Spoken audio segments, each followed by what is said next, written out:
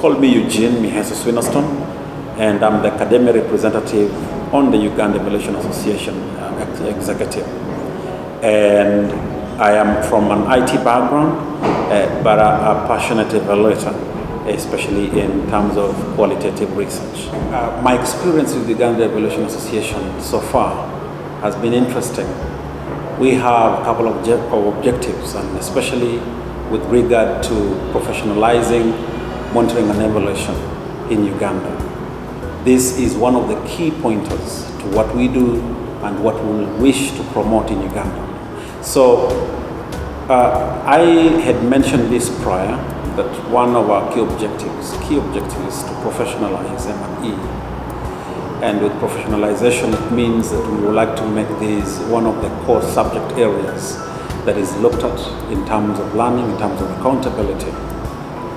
Now, to bring this to a place of actualization, we would like to now to make this work for us. Uganda Evaluation Week becomes that kind of platform where we bring all kinds of professionals on board, from both the private sector, the public sector, from the local citizenry, including the local leadership, which makes the discussion and this platform more rich, because you can pick different kinds of minds from different places. And this makes a very good, interesting place where you get to know a lot of things from a policy standpoint, from an impact standpoint, from a program standpoint, and even project standpoint. So this platform that we have of Uganda Evaluation Week gives us that vehicle where we can now learn from each and every person about certain aspects, and then try to see how, especially today, what we've learned a lot, you see, how we look at localization. We think about the language, but that has been now demystified into something really, really simple. Make something understood by the local person, not necessarily on a language basis. So there are things that we learn and keep on learning, and that is the power of this. In yesterday's session, we learned about innovation, and the way of looking at innovation is not about coming up with something new, but not necessarily new, but in fact dealing with what you have in an innovative way, in a more creative way, and making it work for people who are around you. So these learnings are the things that we would like to see, and there are things I think people appreciate when we have this vehicle. It was summed up earlier on when I was having a chat with one of the participants, that I think we more looked at the quality that came out of the discussion as compared to the quantity that came out of it. So to me, I believe the quality of the discussions, the theme, it in essence, you don't just want to develop, but developing with a purpose. And the sub-themes that we had on accountability, climate resilience, and innovation in evaluation, all of them added a lot of value to the discussions once the paper presentations were being done, and even the panel discussion that we had. Like I said before, the quality of the discussions. There was a discussion yesterday, the Thursday of this evaluation week, about accountability in governance. And if it wasn't for the moderator, I think we would have taken the next 5 or so hours in that session, because everybody wanted to say something about it. So the sessions themselves, and I think how they were structured, and more importantly, the speakers of these particular sessions really added a lot of value to it, that there was an interest from the participants to be part of the conversation. I would like to give a special thanks to the Office of the Prime Minister in Uganda for walking this journey with the Uganda Evaluation Association. They have done as well. We have walked a journey together. We have been in meetings discussing a lot of things together for a while now, and for all this 2013 to date, approximately give or take more 10 years, 11 years down the road. So they've been working with us as partners for this long. I really appreciate them. To our sponsors, Twendembele, it was an ambush but Twendembele still came forth, man. And by virtue that you gave us a donation, Twendembele, we are really grateful that this came out to really support a lot of aspects in the planning. It enables smooth operations around the implementation of the whole Uganda Evaluation Week.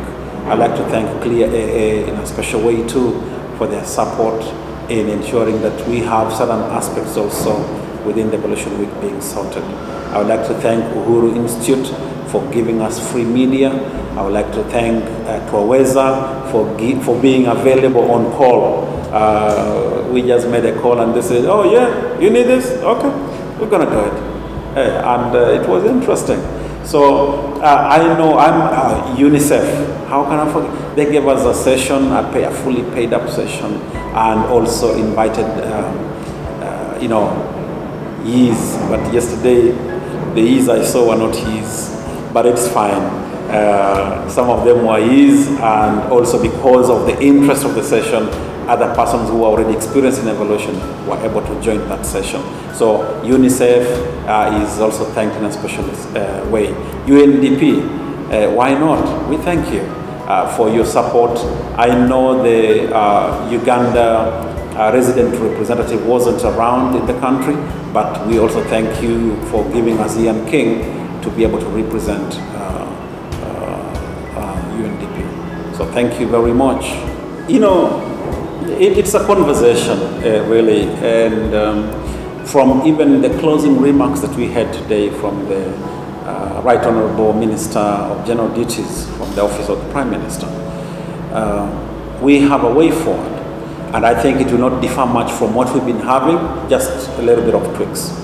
We've had something we call the National Evaluation Talks, and this is where we bring in specialists to have a chat with us regarding certain aspects.